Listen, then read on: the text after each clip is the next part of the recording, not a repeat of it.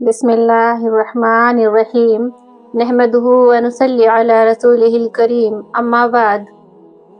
प्यारी बहनों और भाइयों, कभी कभी मैं सोचती हूँ कि लोग मज़ारों पर जाते हैं, दरबारों पर जाते हैं और किसी से कहते हैं कि हमारे लिए दुआ कर दो। चलो ये तो ठीक है कि हमारे लिए दुआ कर दो, क्योंकि अल्लाह ताला को पसंद है कि हम एक दूसरे के लिए दुआ करें। क्योंकि बंदा ना जब अपने लिए छोड़कर अपने लिए भी मांगो, लेकिन दूसरों के लिए जब दुआ मांगता है ना अल्लाह ताला से, तो अल्लाह ताला को वो बहुत पसंद आती है। कहते हैं ना कि हम अल्लाह से अपने दूसरों के लिए कुछ बेहतर मांग रहे होते हैं तो अल्लाह ताला हमारे हक में भी बेहतर करता है।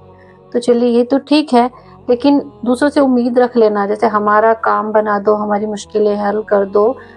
इसलिए मैं सोचती हूँ कि क्या हमें अपने रब तक पहुँचने के लिए किसी और के दर की ज़रूरत है?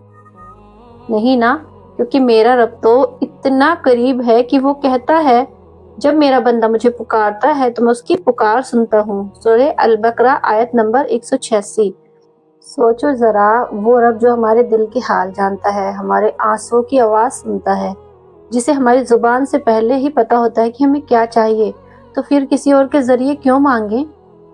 कुरान में अल्लाह ताला साफ साफ कहता है कि मुझसे मांगो मैं तुम्हें दूंगा। सूरह गाफिर 60 आयत नंबर 60। इससे ज्यादा प्यारी और सीधी क्या बात हो सकती है?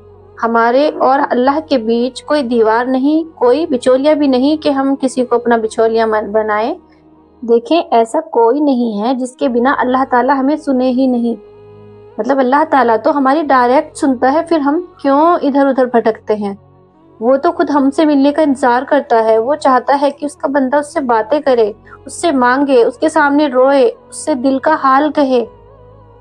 देखें, हमारे प्यारे नबी सल्लल्लाहु अलैहि वसल्लम अल्लाह के सबसे प्यारे थे, अल्लाह के सबसे करीबी भी थे, लेकिन उन्होंने कभी ये नहीं कहा कि आप मुझसे मांगो। उन्होंने हमेशा यही सिखाया कि जब तुम कुछ भी मांगो, जब तुम्हें कुछ मांगना हो तो अल्लाह से मांगो, और जब मदद चाहो तो अल्लाह से ही चाहो। और ये हदीस तिरमिज़ी शरीफ में मौजूद है। यानी हमें रास्ता दिखाया कि अल्लाह तक पहुंचने के लिए किसी और की ज़रूरत नहीं।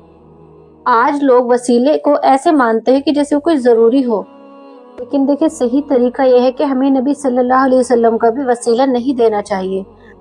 जो हम प्यारे नबी सल्लल्लाहु अलैहि वसल्लम के हवाले से दुआ कर सकते हैं ना, वो दुआएं ये हैं कि अल्लाह ताला हमें प्यारे नबी सल्लल्लाहु अलैहि वसल्लम के दस्ते मुबारक से हौज़े कौसर का पीना नसीब करना, और आखिरत में हमें प्यारे नबी सल्लल्लाहु अलैहि वसल्लम की शिफायत नसीब करना।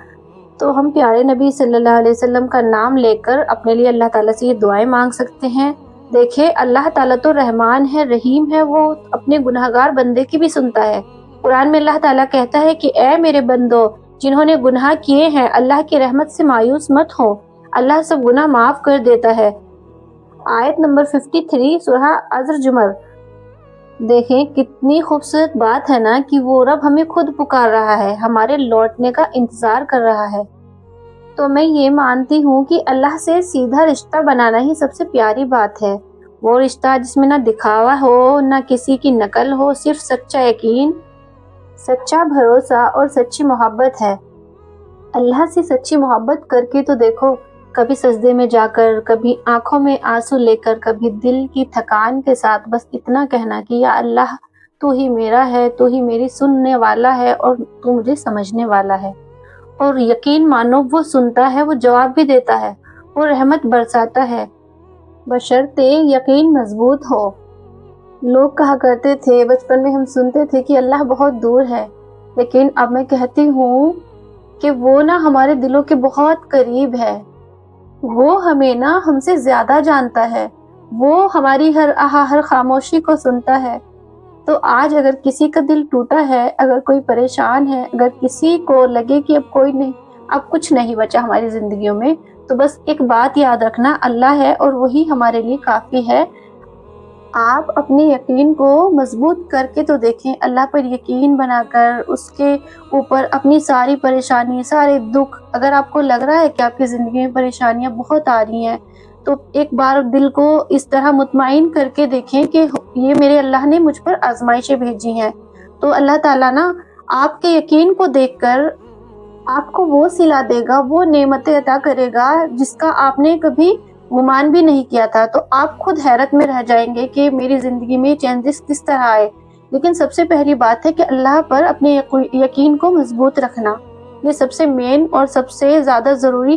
دیکھیں ہم نمازیں بھی پڑھتے ہیں، قرآن بھی پڑھتے ہیں، اور بھی بہت ساری چیزیں ہم زندگی میں کر رہے ہوتے ہیں، اچھی چیزیں، اچھی باتیں، لیکن تھوڑا سا ہمارے مائنڈ میں یہ چیز آتی ہے کہ پتہ نہیں موت کے بعد کیا ہوگا، مرنے کے بعد کیا ہوگا، آخرت میں مطلب ہمیں یقین تھوڑا سا ڈگمگاتا ہے ہمارا، لیکن ہمیں یہ چیز نہیں اپنے مائنڈ میں سوچنی ہے۔ جب بھی آئے تو بولے اللہ تعالیٰ نہیں، میں ایسا نہیں سوچ سکتا یا میں نہیں سوچ سکتی، اللہ تعالیٰ تجھ پر میرا یقین، ہر چیز، ہر بات، میری پوری زندگی ایک طرف، اور تجھ پر یقین میرا سب سے پہلے فرسٹ پریورٹی ہمیں رکھنی ہے اللہ پر یقین کی۔